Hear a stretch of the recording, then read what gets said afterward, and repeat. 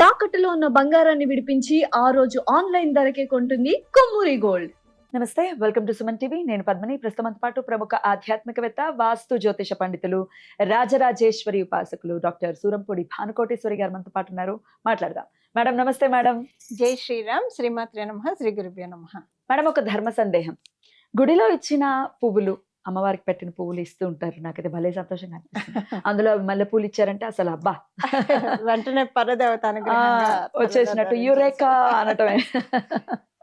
ఒక్కోసారి అయితే అనుకుంటూ ఉంటా, అమ్మా నీ అనుగ్రహం ఉంటే ఆ పూలు నాకు రావాలి. అవి వస్తాయి కూడానండి. అలా వస్తాయి కూడా. వస్తాయి, నిజం. అదే సో ట్రూ. వస్తాయి, Yeah. ఏదో రకంగా వస్తాయి. వచ్చేస్తాయి. చాలా సంతోషం అనిపిస్తుంది. ఏవో చిన్న చిన్నవి. రైట్. అయితే ఈ పువ్వులు కానీ లేకపోతే ప్రత్యేకంగా శక్తి దేవాలయాలకు వెళ్ళినప్పుడు నిమ్మకాయలను కూడా అమ్మవారి పాదాల దగ్గర అవును. పెట్టినవో, శూలానికి పెట్టినవో కూడా ఇస్తూ ఉంటారు. వీటిల్ని అసలు ఎలా మనం వాటిని తీసుకున్న తర్వాత ఎట్లా వాటిని ఏం చేయాల్సి ఉంటుంది? పువ్వులైతే అఫ్ కోర్స్ తలలో పెట్టుకుంటాం అనుకోండి. నిమ్మకాయల విషయంలో ఏం చేయాలి? అలాగే అమ్మవారి చీరల్ని కూడా ఒక్కోసారి చాలా ప్రసాదంగా ఇస్తున్నాం అని కొంతమంది ఇస్తూ ఉంటారు. లేకపోతే మనం వేలం పాటలు కూడా కొనుక్కుంటూ ఉంటాము. లేకపోతే మన చీరలే అమ్మవారి కట్టించి మళ్ళీ మనం తీసుకుంటాం. ఇట్లా ఉంటుంది కదా. మరి ఈ చీరల విషయంలో మనం ఎంత జాగ్రత్తగా ఉండాలి? ఇవన్నీ ఒకసారి మీ ద్వారా. నిమ్మకాయలు మన ఎస్పెషల్లీ ప్రత్యంగిర టెంపుల్ ఇలాంటి చోట వెళ్తే ఖచ్చితంగా నిమ్మకాయలు మనకి వాళ్ళు ఇస్తారు. అమ్మవారికి వాళ్ళు శూలానికి పెట్టినవి కావచ్చు, అమ్మవారికి ఏకంగా నిమ్మకాయల మాలే వేస్తారు. అవును. ఆ నిమ్మకాయల మాలలోంచి తీసి మనకి ఇస్తారు. అవును. పరదేవత అనుగ్రహం అది మనకి. నిమ్మకాయలు దిష్టి దోషాన్ని తీసేస్తున్నాయి. నిమ్మకాయల్ని అలా మనకి ఇచ్చినప్పుడు బండికి కట్టుకోవచ్చు. వ్యాపార స్థలం అయితే వ్యాపార స్థలానికి ముందు కట్టుకోవచ్చు. అదే బండి అయితే ఎవరికైనా ఖచ్చితంగా ఉంటుంది కదా, బండి లేకుండా ఎవరు ఉండరు, అందువల్ల బండికి కట్టుకోవచ్చు. అలా లేకపోతే కనుక ఇంట్లోనే మనం ఒక 2-3 రోజుల నుంచి తర్వాత ఎవరు తొక్కని చోట పడేస్తే శక్తిని మనం అందుకున్న వాళ్ళం అవుతాము. ఇప్పుడు మామూలుగా కూడా నిమ్మకాయని ఎందుకు కడతారు? పచ్చిమిరపకాయని, ఎండుమిరపకాయని కడుతూ ఉంటారు. జ్యేష్ఠాదేవికి ఇష్టమైన ఆహారం పులుపు, కారము. అందుకని షాపుల ముందు కడతారు. కట్టినప్పుడు ఆవిడ ఏం చేస్తుంది, ఆవిడ ఆహారం ముందే ఉంది కాబట్టి తినేసి వెళ్ళిపోతుంది, షాపు లోపలికి రాదు అని చెప్పి దాంతో కడతారు. అందువల్ల ఇప్పుడు మనం అమ్మవారి దగ్గర తెచ్చుకున్న నిమ్మకాయ లక్ష్మీ కటాక్షాన్ని కలిగించే నిమ్మకాయ. ఇది జ్యేష్ఠాదేవికి కాదు, లక్ష్మీ అమ్మవారి కటాక్షం.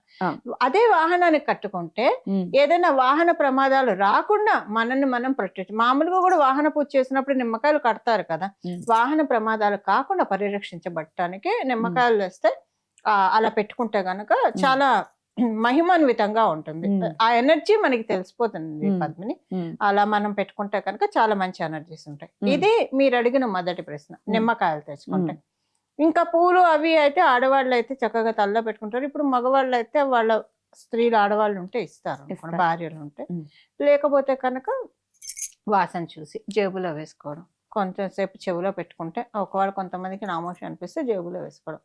అసలు మామూలుగా కూడా మన ఇంట్లో దేవుడికి పూజ చేస్తాం కదా, పూజ చేసినప్పుడు పువ్వులు పెడతాం కదా దేవుడికి. భగవద్ నిర్మాల్యం మహాపవిత్రమైనది. కృష్ణ నిర్మాల్యం వచ్చి భగవద్ నిర్మాల్యం. దాన్ని తీసి ఒక పేపర్లో కట్టుకొని మన బ్యాగులో కావచ్చు, మగవాళ్ళు బయటకు వెళ్తుంటే వాళ్ళ జేబులో కానీ పెడితే కనుక, పర్సులో కానీ, మళ్ళీ సాయంత్రం రంగం తీసి పడేయాలి. ఎవరు తక్కువ చోట పడేస్తే గనక పనులు ఆటంకాలు లేకుండా సక్సెస్ఫుల్ గా అవుతుంది. మీరు ఎవరైనా టాపిక్ తీసుకున్నారు కాబట్టి బాగుంటుంది, చాలా బాగుంటుంది. ఇప్పుడు ఎవరి చేతిలో ఇదివరకు మా అమ్మగారు ఇచ్చేవారు, మా నాన్నగారికి. అవునా? మా చిన్నప్పుడు బయటకు వెళ్ళేప్పుడు ఖచ్చితంగా ఇచ్చేవాడు. కొన్నాళ్ళు చేసింది, తర్వాత కాలగమనంలో మర్చిపోయింది. అవి కూడా మనకి అన్ని గుర్తుండవు. అవును. కొన్ని మనకి రెగ్యులర్ గా చేసేవి కూడా మర్చిపోతాం. అది చేసిన నాకు బాగా గుర్తు. చిన్నప్పుడు ఎంత బాగుండేవాళ్ళం. అది ఆపిన తర్వాత నుంచి ప్రాబ్లమ్స్ ప్రారంభం. అప్పుడు నాకు తెలియదు కదా, నేనే చిన్నపిల్లనే. తర్వాత అన్ని అనలైజ్ చేసుకుంటూ ఉన్నప్పుడు అప్పుడు మీరు అడిగారు కదా టాపిక్, అప్పుడు నాకు ఇది గుర్తొచ్చి ఇది చెప్తున్నా. అందుకని ఇది చాలా బాగా పనిచేస్తుంది. పూలు అయితే మనం ప్రతిరోజు పెడతాం కదా, ఎప్పుడో 1 రోజు 2 రోజులు పెట్టమేమో. ఇంటి ముందు ఉన్న చెట్టు పూలు ఏవో ఒకటి పెడతాం కదా, అవి తీసుకొని వెళ్తే గనక దుష్ట శక్తులు మన మీద అటాక్ చేయకుండా మనల్ని మనం ప్రొటెక్ట్ చేసుకోవడానికి చక్కటి అవకాశం ఉంటుంది. అద్భుతం. మరి చీరలు అయితే ఇందాక అన్నట్టుగా వేలంపాట్లో కూడా మనం తీసుకుంటాం, ఒక్కోసారి ప్రసాదంగా వస్తాయి. ఏం చేయాలి? ఎట్లా ఉండాలి? ఆ చీరలను ఎట్లా మనం ధరించవచ్చా? మనం ధరించవచ్చు. మనం పూజకి దేవాలయానికి వెళ్ళేప్పుడు అలా ధరించవచ్చు. పూజ చేసుకునేప్పుడు కొన్ని వ్రతాలు చేస్తూ ఉంటాం ఇంట్లో, ఆ వ్రతాలు చేసుకునేప్పుడు ధరించవచ్చు. చాలా మంచిది కదా, అమ్మవారి నుంచి వచ్చిందంటే చాలా మంచిది కదా. మామూలుగానే వస్త్రాన్ని ఆశ్రయించుకొని దేవతలు ఉంటారు. అందులో అమ్మవారికి ధరింపజేసిన వస్త్రాలు మన దగ్గరికి రావడం అంటే అమ్మవారు మనకి సౌభాగ్యాన్ని కలిగిస్తున్నట్లే కదా, చాలా మంచిది కట్టుకుంటే. అద్భుతం. ఇప్పుడు మామూలుగా కూడా పద్మిని ఒక చిన్న విషయం చెప్తాను.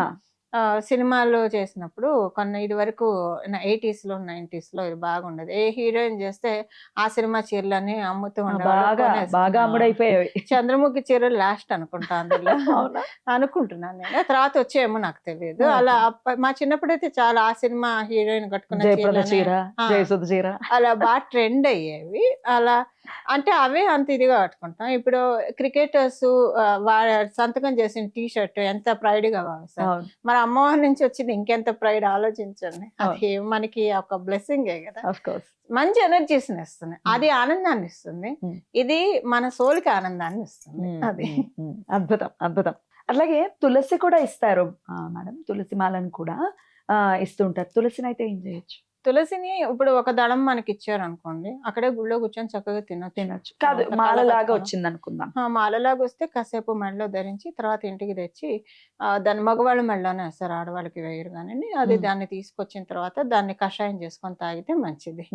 కషాయం, తులసి మంచి ఔషధం కదా.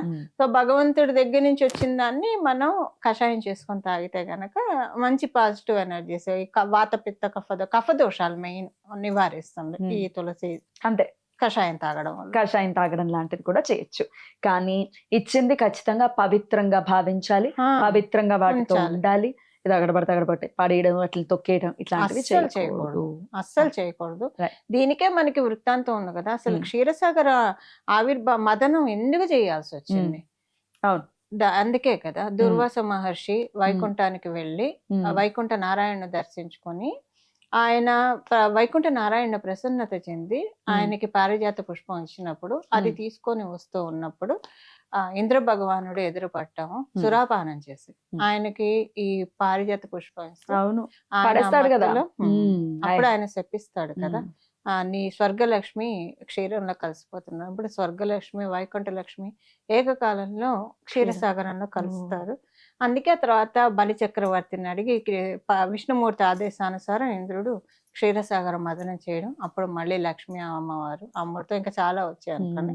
అలానే కదా మనకి అంటే ప్రసాదం తృణీకరించకూడదు అని మనకి ఆవిర్భావ లక్ష్మీ అమ్మవారు ఆవిర్భావ ఘట్టం వెనక ఉన్నది.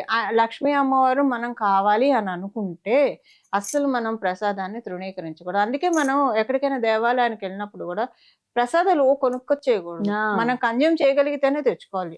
తెచ్చుకొని పడేసాం అనుకోండి పంచొచ్చు. ఇప్పుడు బోళ్ళని లడ్డూలు తెచ్చుకున్నాం అనుకోండి, షుగర్ ఉన్న వాళ్ళు తినలేరు, పంచడానికి ఒక్కొక్కసారి ఎవరు అందుబాటులో కూడా ఉండకపోవచ్చు. పడేయకూడదు ప్రసాదాన్ని, ఎవరు తక్కువ చోట కూడా అసలు వేయకూడదు, కన్జ్యూమ్ చేసుకోవాలి ప్రసాదం. చాలా అద్భుతంగా మాకు తెలియజేశారండి, కృతజ్ఞతలు. నమస్కారం అండి. మంగళం. నమో భగవతే వాసుదేవాయ. జై శ్రీరామ్. జై శ్రీరామ్.